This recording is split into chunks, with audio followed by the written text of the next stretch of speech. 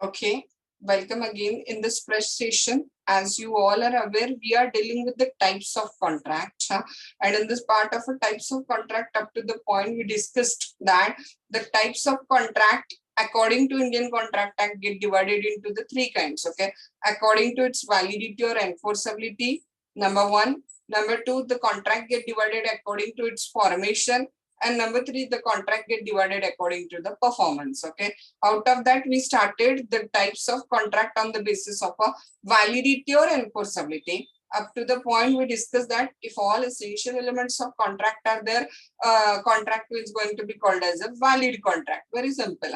Offer, acceptance है, two parties है, then intention to create legal relationship है, certainty of meaning, possibility of performance, then capacity of parties, free consent, legal formalities, etc. If all essential elements are there, agreement is going to be called as a valid contract. Okay, then an agreement which is not enforceable in the court of a law is called as a void agreement.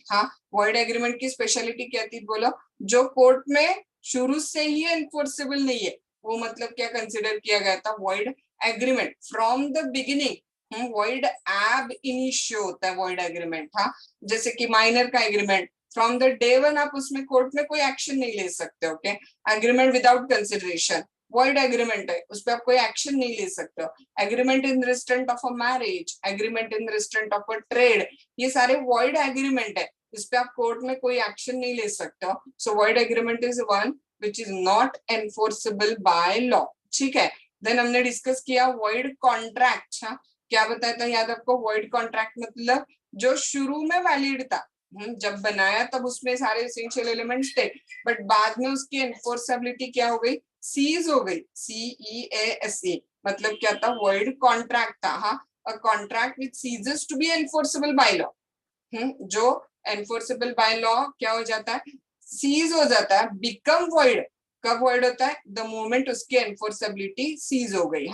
when it ceases to be enforceable. जैसे ही government ने उस medicine पे ban लगा दिया, हमारा जो contract था वो क्या हो गया, जो पहले वैलिड कॉन्ट्रैक्ट था वो अब हो गया void कॉन्ट्रैक्ट, क्योंकि उसकी एनफोर्सेबिलिटी क्या हो गई बोलो, सीज हो गई. देन वॉइडेबल कॉन्ट्रैक्ट हमने डिस्कस किया. Section 2I of Indian contract act में क्या किया, वर्ड वॉइडेबल कॉन्ट्रैक्ट को डिफाइन किया गया. वॉइडेबल कॉन्ट्रैक्ट मतलब क्या डिस्कस किया था हमने, याद है? उसको दो सिंपल भाषा में भी हमने याद रखा, which is able to be avoided. Party चाहे तो एनफोर्स कर सकती है, चाहे तो उसको रिसाइन कर सकती है. Okay, an agreement which is enforceable at the option of one or more party but not at the option of other or others is considered as a voidable contract. उसको क्या कंसिडर किया हमने, voidable contract consider किया. Party को option है जिसकी consent freely नहीं ली गई, मिस्टेक छोड़ के पॉइंट याद रखना है. जिसकी consent coercion, under influence, misrepresentation या फ्रॉड से ली गई है, जिसकी कंसेंट फ्रीली नहीं ली गई है, उस पार्टी को ऑप्शन है. वो चाहे तो ठीक है, अब रहने दो, फंसाया तो फंसाया, एक्सेप्ट, अब कॉन्ट्रैक्ट किया, कहाँ झंझट में पड़े, एक्सेप्ट भी कर सकता है. नहीं तो वो बोल सकता है कि नहीं, I don't want to bear injustice, I want to resign this contract. तो वो कॉन्ट्रैक्ट को कैंसिल मतलब रिसाइन भी कर सकता है. So party have an option either to accept or reject that particular contract. So voidable contract is an agreement which is enforceable by law at the option of one or more party but not at the option of other or others. जिस party ने फंसाया है, डराया है, धमकाया है, उसको कोई ऑप्शन नहीं है एक्सेप्ट और रिजेक्ट का. जो एग्रीव्ड पार्टी है, जो इनोसेंट पार्टी, जिसपे अन्याय हुआ है, जिसकी कंसेंट फ्रीली नहीं ली गई है, उसको ही ऑप्शन है either to accept or reject that particular contract. Then आया हमारा क्या गया बोलो, इलीगल एग्रीमेंट. इलीगल एग्रीमेंट में हमने क्या डिस्कस किया कि इलीगल एग्रीमेंट मतलब तीन चीजें. Okay, an agreement which is prohibited by law, then number one which is prohibited by law, number two which is immoral, and number three which is opposed to the public policy. then हमने discuss किया कि illegal agreement of course court में enforce ही नहीं हो सकता ना.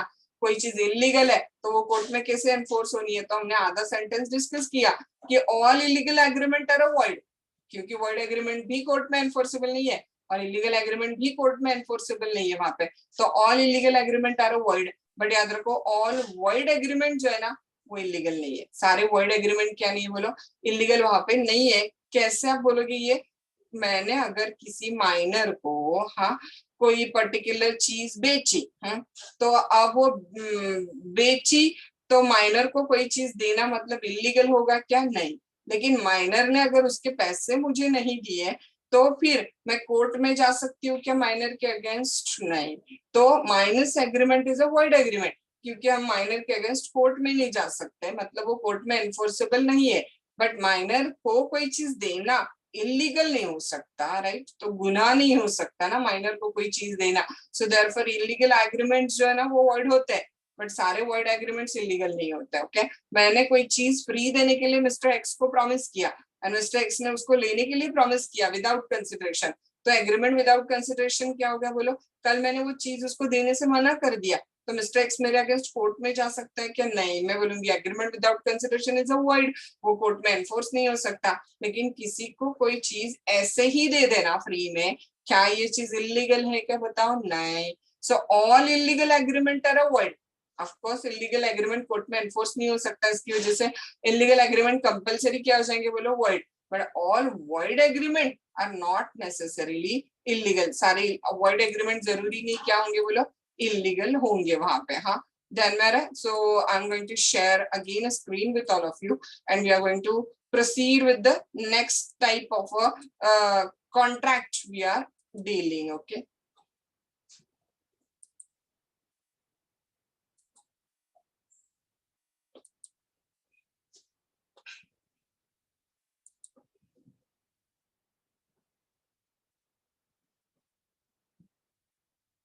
और एक साथ साथ में अब हमें ना इलीगल एंड वॉइड एग्रीमेंट के बारे में one more sentence we have to keep in a mind. हाँ, and that one more sentence we have to keep in a mind about this particular two type of agreement is, क्या sentence हमें याद रखना पता है?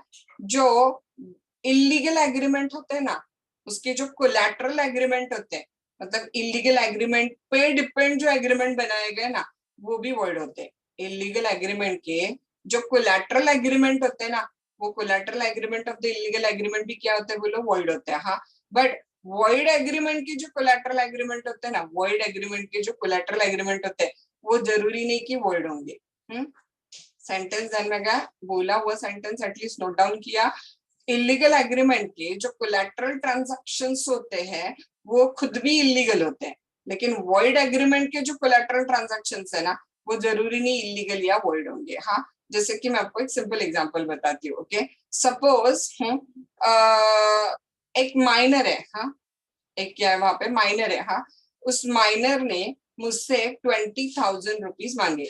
One minor is there and that minor has asked 20,000 rupees from me उधार। उसने मुझ पे क्रेडिट पे क्या किया? 20,000 रुपए मांगे। हाँ, अब देखो, मैंने उस माइनर को वो 20,000 रुपए दे दिए और कल वो माइनर मुझे 20,000 रुपए वापस नहीं देता है, तो मैं कोर्ट में सूट फाइल कर सकती हूँ क्या माइनर पे? आंसर आपको पता है क्या होगा? नो, क्योंकि void agreement are not enforceable in the court of law, right? Minus agreement is a void and therefore it is not enforceable in the court of law.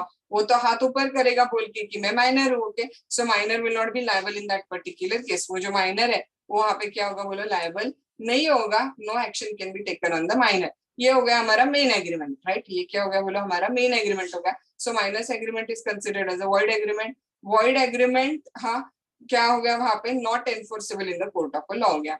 अब ना वापस हम इस कॉन्ट्रैक्ट को थोड़ा और बढ़ाते आ गया एग्रीमेंट को। एक minor named a ask me 20,000 rupees on the credit. Okay, अब मेरे पास 20,000 रुपए नहीं थे उसको देने के लिए, लेकिन उसको मुझे मदद करनी थी। ओके, तो मैंने अपने एक फ्रेंड को वो 20,000 रुपए उधार मांगे। किसको देने के लिए? माइनर को देने के लिए। ध्यान में आ रहा है आपको? मैंने क्या किया बोलो? अपने फ्रेंड को एक माइनर, ने क्या किया? मुझसे माइनर ने मुझसे क्या किया बोलो? 20,000 रुपए उधार मांगे। हाँ, अब मेरे पास वो 20,000 रुपए नहीं है। हाँ, सो मैंने क्या किया बोलो? मेरे एक फ्रेंड को, हाँ, कॉल्ड निकिता, मैंने क्या किया? वो 20,000 रुपए उधार मांगे। She promised me to give that 20,000 rupees, no problem. तो and even she knows the purpose. उसको पता है कि ये 20,000 रुपए मुझे किसको देने के लिए चाहिए? माइनर को देने के लिए चाहिए। मेन एग्रीमेंट किसके बीच में बोलो? मेरे और माइनर के बीच, राइट? मेन एग्रीमेंट किसके बीच में? मेरे और माइनर के बीच। I am suppose to give 20,000 rupees to the minor, हाँ, as asked by him. And वो 20,000 रुपए मैंने किससे लिए? निकिता से लिए, मेरे एक फ्रेंड से लिए जो प्रॉपर मेजर है। हाँ, तो एक कॉन्ट्रैक्ट मेरे और निकिता के बीच में ये कैसा है कॉन्ट्रैक्ट बोलो, collateral. For what purpose this contract we made, Nikita मुझे 20,000 रुपए देंगी और वो 20,000 लेके मैं किसको दे दूंगी, मैं माइनर को दे दूंगी। हाँ, अब ना व्हाट हैपन, इस माइनर ने मेरे पैसे नहीं दिए, ये प्रोसीजर हो गया। निकिता ने मुझे 20,000 दिए, one contract between Nikita and me, this is collateral to our main contract because I have taken a 20,000 rupees from Nikita for giving them to the minor. Okay, and the Nikita knows this purpose. हाँ, तो ये जो agreement था हमारा main, इसका ये collateral agreement हो गया। ओके, अब लॉ क्या कहता है, वॉइड एग्रीमेंट के जो कोलैटरल एग्रीमेंट है वो जरूरी नहीं कि वॉइड होंगे। हाँ, अब निकिता ने तो प्रॉपर मुझे पैसे दिए ना, मैं मेजर हूं ना, तो पहले कॉन्ट्रैक्ट ब्रीच किसने किया, माइनर ने। माइनर ने मेरे पैसे नहीं दिए, can I go into the court of law against the minor, no answer, you know. हाँ, तो मैं उस माइनर पे क्या नहीं कर सकती हूँ, कोई एक्शन ले नहीं सकती हूँ, क्योंकि minus agreement is a void agreement and not enforceable in the court of law. या ये आधा हिसाब सबको पता है यहाँ पे। हाँ, अब ना मैं निकिता को बोल रही हूँ कि माइनर ने मेरे पैसे नहीं दिए, इसलिए I am also not liable to pay the money to you. हाँ, is it possible, no. Nikita बोलेंगे ये आपका जो भी इश्यू है आप अपना देख के लो, माइनस एग्रीमेंट वॉइड एग्रीमेंट है। हाँ, वॉइड एग्रीमेंट के जो कोलैटरल एग्रीमेंट होंगे वो जरूरी नहीं कि वॉइड होंगे, so therefore I am suppose to pay the money to Nikita. Void agreement के कोलैटरल एग्रीमेंट वॉइड नहीं होंगे। आया ध्यान में आपको, वो वॉइड एग्रीमेंट हाँ के कोलैटरल एग्रीमेंट वॉइड नहीं होंगे, लेकिन इलीगल एग्रीमेंट के जो कोलैटरल एग्रीमेंट है ना वो हमेशा इलीगल और वॉइड होंगे। हाँ, अभी देखो सेम, हाँ, ये एक मोहन नाम का लड़का है, इस मोहन को गन खरीदनी है अनऑथराइज्ड वे से। हाँ, और उसके लिए उसको 40,000 रुपए चाहिए। Okay, he asked me 40,000 rupees. यहाँ पे कोई भी माइनर नहीं है, Mohan is a proper major person. Mohan को एक अनऑथराइज गन खरीदनी थी जिसके लिए उसको 40,000 रुपए चाहिए थे। ही आस्क्ड मी 40,000 रुपीज। हाँ, now I gave him 40,000. He did not return my money. Can I take action against the Mohan for recovery of money? No, because an agreement between me and Mohan क्या था बोलो, illegal agreement था। हाँ, तो वो court में enforceable है नहीं, सवाल ही नहीं। अब मोहन को गन खरीदने के लिए हाँ जो पैसे चाहिए थे वो पैसे मोहन के पास नहीं थे, उसने मुझे मांगे। मेरे पास वो पैसे नहीं, इसीलिए मैंने निकिता से मांगे। हाँ, तो मेरे और निकिता के बीच का एग्रीमेंट क्या हो गया बोलो, कोलैटरल हो गया, राइट, वापस। हाँ, लेकिन यहाँ पे Nikita knows the purpose, Nikita को पर्पस पता है कि ये मैं क्यों ले रही हूँ यहाँ पे। हाँ,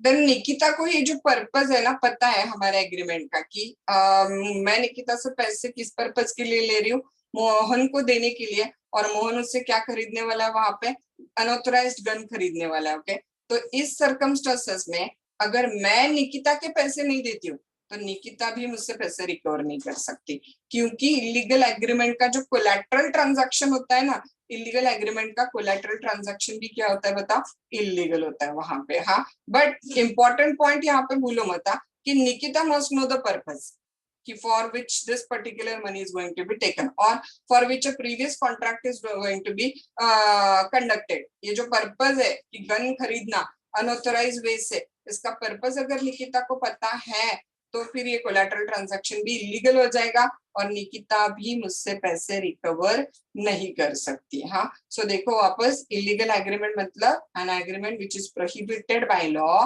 which is immoral or which is opposed to the public policy।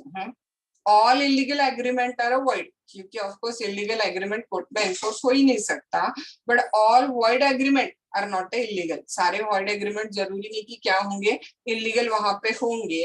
then next one क्या जगह देखो, इलीगल एग्रीमेंट के कोलैटरल ट्रांजैक्शन भी इलीगल और void होते हैं, लेकिन void एग्रीमेंट के कोलैटरल ट्रांजैक्शन जरूरी नहीं कि क्या होंगे, इलीगल होंगे। हाँ, so that is illegal agreement। हाँ, and now the last type of a contract depending on the validity of enforceability is that one। देखो, अगर आपके कॉन्ट्रैक्ट में कोई टेक्निकल डिफेक्ट है, जैसे स्टैट्यूट ने बताया था कि कॉन्ट्रैक्ट रिटर्न चाहिए था और वो रिटर्न नहीं है, स्टैट्यूट ने बताया था कि यहाँ पे स्टैंप लगाना जरूरी है और स्टैंप नहीं है, स्टैट्यूट ने बोला था कि यहाँ पे 2 विटनेस होने जरूरी है और विटनेस नहीं है। हाँ, तो याद रखो, अगर कोई टेक्निकल डिफेक्ट है, मतलब a contract which is even though valid in the format but there is some technical defect in that particular contract, तो वो कॉन्ट्रैक्ट बन जाता है अनएनफोर्सेबल कॉन्ट्रैक्ट।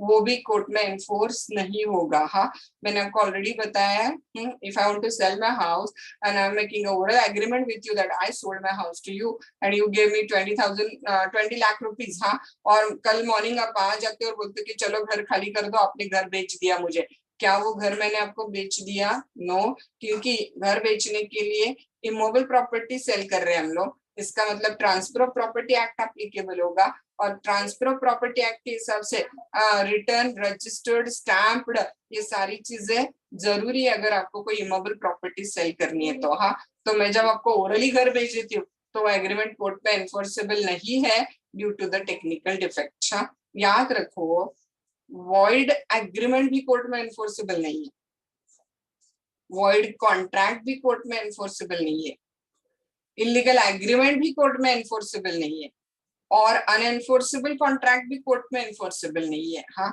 बट इन सबका रिजल्ट भले ही सेम है, बट सबका रीजन जो है वो रीजन क्या है बोलो अलग है। ध्यान में आ रहा है?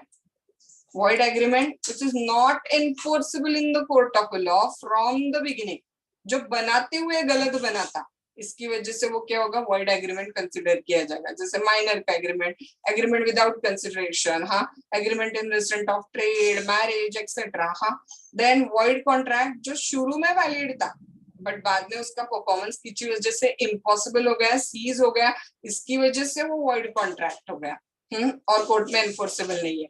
Illegal agreement prohibited by law, immoral, opposed to public policy, that's why they are not enforceable in the court of law because they are illegal. And unenforceable, there is some technical defect in the contract required by the statute, like writing nahi hai, written nahi hai, या witness नहीं है, या signature नहीं है, या stamp नहीं है, etcetera. हाँ, स्टैट्यूट ने बताया हुआ कोई टेक्निकल डिफेक्ट होगा तो एग्रीमेंट क्या बनेगा बोलो, अनएनफोर्सेबल कॉन्ट्रैक्ट बनेगा। हाँ, so what the point, according to the validity, the contract get divided into the 1, 2, 3, 4, 5 types. Huh? If all essential elements are there, valid contract. Which is not enforceable in the court of law, void agreement. Huh? Which ceases to be enforceable by law afterwards, void contract. Huh? Which is enforceable at the option of one or more party, but not at the option of other or others, voidable contract. Huh? Which is opposed to public policy, immoral, prohibited by law, illegal agreement, which is having some technical defect, that is unenforceable contract. This is on the basis of validity or enforceability contract का क्या हो गया, ये division हो गया। हाँ, आगे देखो, on the basis of a formation now, हाँ, ये बहुत इजी है। एक्सप्रेस कॉन्ट्रैक्ट, इम्प्लाइड कॉन्ट्रैक्ट, पहले तो दो टाइप हो जाते हैं वहां पे। हाँ, एक्सप्रेस कॉन्ट्रैक्ट मतलब जिसमें वर्ड्स यूज किए गए, एक्सप्रेस फिर वापस दो टाइप का हो सकता है, ओरल और रिटन। एक्सप्रेस वापस क्या हो सकता है, दो टाइप का हो सकता है। हाँ, जिस कॉन्ट्रैक्ट में वर्ड्स यूज किए गए दैट इज एक्सप्रेस, एंड जिस कॉन्ट्रैक्ट को अदर देन वर्ड्स आपके कंडक्ट से बनाया गया that is considered as a implied contract. I'll just give simple example. I proper orally face to face asked you, would you like to sell your car to me for rupees 2 lakh? And you with your own words expressly told me, yes ma'am, we would like to sell our car to you for rupees 2 lakh. This is express contract, oral. Okay, I sent you mail, would you like to sell your car to me for rupees 2 lakh? You send me a mail, yes ma'am, we would like to sell your car for rupees 2 lakh. This is express contract. Again we use the words, but words कैसे use किए बता हमने, words हमने use किए writing में यहाँ पे क्योंकि mail भेजा है। So when we use the words in the contract, that is considered as the express contract. And when the contract is made otherwise than words by your conduct, then that is considered as an implied contract. A simplest example I will give you of an implied contract. Okay, have you seen the weighing machine on the bus stand? All of you, bus stand पे रखी गई वो वजन करने की machine, 2 minute के लिए ice के सामने लेके आओ फटाफट। हाँ, आपको याद है हम उस मशीन के पास जाते, क्या वो मशीन बात करती है? नहीं। क्या हम बात करते हैं? नहीं। Then how that transaction happens? See, we put a rupee into that particular machine. हम लोग उस मशीन के अंदर क्या डाल देते हैं बोलो, 1 रुपीज डाल देते हैं, मतलब हम इम्प्लाइड ऑफर करते हैं, राइट। एंड जैसे वो मशीन से आपको टिकट आ जाता है, वो क्या हो गया बोलो, वहां पे एक्सेप्टेंस हो गया। तो इम्प्लाइड कॉन्ट्रैक्ट में आपने कोई वर्ड्स यूज किया क्या? नहीं। आपके कंडक्ट से आपने कॉन्ट्रैक्ट किया, आप गए और उस मशीन में 1 रुपया डाला, मशीन से आपको आपका किया हुआ वजन बाहर आ गया, मतलब आपका वहां पे इम्प्लॉयड कॉन्ट्रैक्ट बन गया। Have you seen the coffee machine? वहां पे भी ऐसे ही है ना, कोई किसी से बात करता है क्या? नहीं। 5 रुपीज और 10 रुपीज वट एवर में be the price of coffee, आप उस मशीन के अंदर पैसे डाल दो, उतनी स्पेसिफिक कॉफी क्या हो जाती है, बोलो मशीन से बाहर आ जाती है, राइट? सो इम्प्लाइड कॉन्ट्रैक्ट मतलब अ contract which is made otherwise than words या बाय योर कंडक्ट, आपके एक्टिविटी बिहेवियर से आपने जो कॉन्ट्रैक्ट किया है, कंडक्ट से, एक्शन से जो कॉन्ट्रैक्ट किया है, that is considered as implied contract. Then quasi contract. ना कॉसी कॉन्ट्रैक्ट मतलब ना, हमारे इंडिया में इसको नाम दिया है a contract which is resembling to that of the contract. Actually normal contract में जैसे ऑफर, एक्सेप्टेंस, कंसिडरेशन, ये सब कुछ प्रोसीजर फॉलो करके कॉन्ट्रैक्ट बनता है ना, तो कॉसी कॉन्ट्रैक्ट जो है ना वो ऐसे ही बन जाता है और लॉज को एनफोर्स करता है, क्योंकि एक पार्टी उसमें से बेनिफिट उठाती है। हाँ, तो दूसरे के एक्सपेंसेस पे अगर आपने कुछ बेनिफिट उठाया है तो उसके पैसे आपको उसको देने पड़ेंगे, that is considered as a quasi contract. उसको हम लोग क्या बोलेंगे? बोलो, we are going to consider it as a quasi contract, उसको हम लोग कंसिडर करेंगे। हाँ, now देखो, I'll just give you one example for the quasi contract। quasi contract के लिए हम लोग क्या करते हैं कि एग्जांपल लेते हैं। समझो ना, I reside in one flat, एक फ्लैट में मैं रहती हूँ समझो। हाँ, और एक ना सेल्समैन समर डेज में श्रीखंड बेचने के लिए हमारे अपार्टमेंट के बिल्डिंग में आया हुआ है। ओके, और now he came into my flat. हाँ, मेरे वाले घर में वो आया। हाँ, he showed me the different type of a flavor of the shrikhand he had। हाँ, he showed me इलायची खंड, और he showed me fruit खंड, और आम्रखंड, plain श्रीखंड एक्सेट्रा। हाँ, just to make a time pass मैंने उसके वो सारे फ्लेवर्स देख लिए। हाँ, एंड देन उसको बोल दिया कि नहीं, मेरे घर में कोई नहीं है, I don't have authority to purchase and I am not going to purchase. वो बेचारा वहां से चला गया। Now what happened, by mistake he forgot one shrikhand at my home। गलती से वो एक श्रीखंड मेरे घर में भूल के गया। हाँ, टेबल पे वो पड़ा था, मुझे भी पता नहीं था कि वो भूल के गया। Now in the afternoon nobody was in the home, I was fully hungry। हाँ, घर में कुछ खाने के लिए नहीं था, I was searching something to eat। हाँ, and suddenly I found on the table the tin of a shrikhand which that salesman has forgotten। वो जो भूल के गया था वो श्रीखंड का टीन मुझे मेरे घर में टेबल पे के ऊपर रखा हुआ मिला वहां पे। हाँ, नाउ ऑफ कोर्स मेरा पेट नहीं माना, तो मैंने वो श्रीखंड उठाया और खा लिया वहां पे श्रीखंड को। Now in the evening when that salesman was making the calculations, he definitely remembered कि एक श्रीखंड टीम का कैलकुलेशन गलत आ रहा है, और वो उसको याद आ गया कि मेरे घर में वो भूला है, क्योंकि उसने मेरे घर में अच्छा खासा टाइम पास किया था, इनफैक्ट मैंने करवाया था उससे। हाँ, he came to my house and asked that shrikhand team, now whether I have that shrikhand team to give him? No, मैंने तो वो खा लिया वहां पे। नाउ क्वेश्चन मार्क अराइज कि क्या मुझे उस श्रीखंड के पैसे उस सेल्समैन को देने पड़ेंगे? आंसर इज यस, मुझे उसको पैसे देने पड़ेंगे। हाँ, क्योंकि मैंने उसके एक्सपेंसेस पे खुद को बेनिफिट दिया है ना, तो उसका उसको मुझे रिटर्न देना पड़ेगा। अब यहाँ पे ऑफर, एक्सेप्टेंस, कंसिडरेशन, ये सारी चीजें डिसाइड हो गई थी क्या? नहीं। फिर भी who creates a contractual obligation between the parties? It is a law that creates a contractual obligations between the parties। Okay, so that is considered as a quasi contract, जिसमें एक पार्टी दूसरे पार्टी के expenses पे enrich होती है, तो उसको उसका रिटर्न देना पड़ेगा, या तो उसकी चीज वापस देनी पड़ेगी। हाँ, now this is very easy, as you all are aware। E-contract, a contract which is made through the medium of the internet। Okay, when we purchase the goods from Amazon, yeah, Flipkart, or whatever methods you are using, this is considered as a e-contract, e-commerce contracts, etc। So what the point? According to the formation, the contract get divided into the 4 kind: express, when words are used; implied, when other than words contract is made; quasi contract, when one person get enrich at the expenses of another, he must return। quasi contract is created by the law, it's an obligation created by the law। Okay, and India में इसको नाम क्या है? quasi contract word England में use किया गया, हमारे India में इसको बोला गया certain relation resembling to that of contract। Contract नहीं बट कॉन्ट्रैक्ट जैसा कुछ, relation resembling to contract, contract jaisa kuch, that is quasi contract. Okay, now the last type of a contract get divided into the basis of a performance. ये भी बहुत easy है, दोनों party ने अपना अपना पार्ट परफॉर्म कर दिया कॉन्ट्रैक्ट में, इट्स कॉल्ड एज एग्जीक्यूटेड. दोनों पार्टी को अपना पार्ट अभी परफॉर्म करना है, it's called as executory contract. Executed मतलब आपको ना वो टेंस से भी पता चल जाता है. हाँ, C A agrees to paint a picture of the B and B agrees to pay 100 rupees. A painted picture, B paid the money, both party performed their contract, that is considered as a executed contract. उसको consider किया जाता है. हाँ, executory contract मतलब which is ongoing. हाँ, executory में वापस क्या हो सकता है बोलो दो. हाँ, वो unilateral contract and bilateral contract.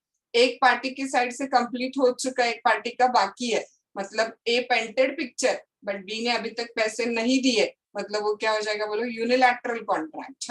And दोनों पार्टी का परफॉर्मेंस अभी बाकी है, मतलब क्या हो जाएगा बोलो bilateral contract. A yet not painted the picture, B yet not paid the money, then it is considered as a bilateral contract. So this is how your contract types are there on the basis of validity. All essential elements are there. Valid contract, not enforceable in the court of law, void agreement, ceases to be enforceable by law, void contract, enforceable at the option of one or more party but not at the option of other or others, voidable, prohibited by law, immoral, opposed to public policy, illegal agreements, technical defect, unenforceable contract. On the basis of formation, when contract is made with the words express otherwise than words, conduct implied, quasi contract resembling to that of contract. E-contract, contract made through the medium of the internet. On the basis of performance, both parties perform their contract, executed.